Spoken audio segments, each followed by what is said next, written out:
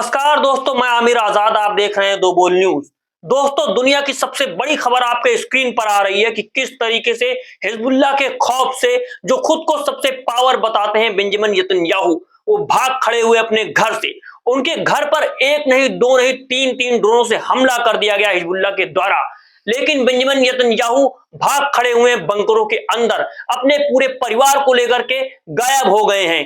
अब जो खबर आ रही है, आप पहले स्क्रीन पर वीडियो में आप देख रहे हैं कि किस तरीके से इजराइल के घर के अंदर घुस करके हिजबुल्लाह ने अब हमला कर दिया है। वो बता देना साफ चाहता है कि अगर आप हम पर हमला करेंगे तो हम भी खामोश नहीं बैठेंगे। अब ये बात पूरी तरह से सुनिश्चित कर दी गई है। इस खबर की पुष्टि इजरायली प्रवक्ता ने भी कर दी है। वो बता रहे हैं इस हमले के दौरान प्रधानमंत्री नेतन्याहू और उनकी पत्नी दोनों ही घर पर मौजूद नहीं थे, यानी वो भाग खड़े हुए थे। साथ ही इसमें कोई भी हताहत नहीं हुआ है।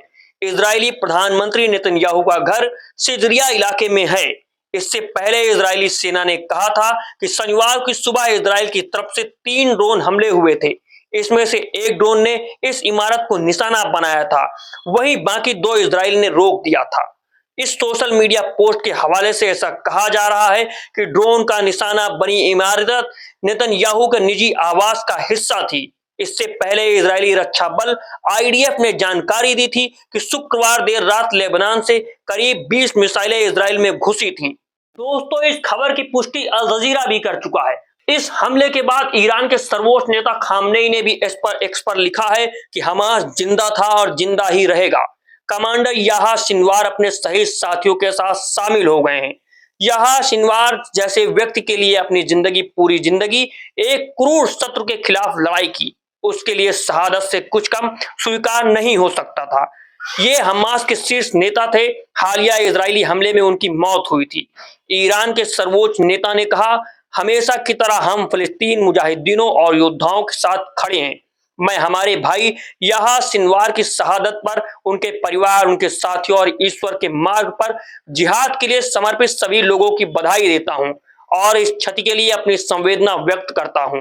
खामनेई ने कहा कि याह्या सिनवार की मौत रजिस्ट्रेशन फ्रंट में युद्ध के लिए दुखद है, लेकिन शेख अहमद यासीन, फातही साकिब, रंतसी और इस्माइल हानिया के बाद भी मोर्चा रुका नहीं है और याह्या सिनवार की मौत के बाद भी यह आगे बढ़ेगा।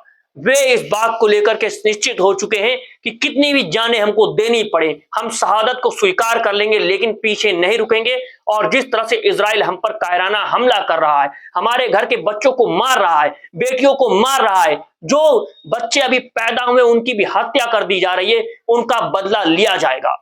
दोस्तों, आपने देखा था कि याह्या सिनवार की जिस तरह से हत्या की गई आईडीएफ के द्वारा, उसकी जो उंगली काट करके ले जाई गई, उसका बदला लेने की कोशिश की जा रही है और बताया जा रहा है कि आप उंगली लेकर के गए हैं तो हम भी यहां पर बम दागेंगे।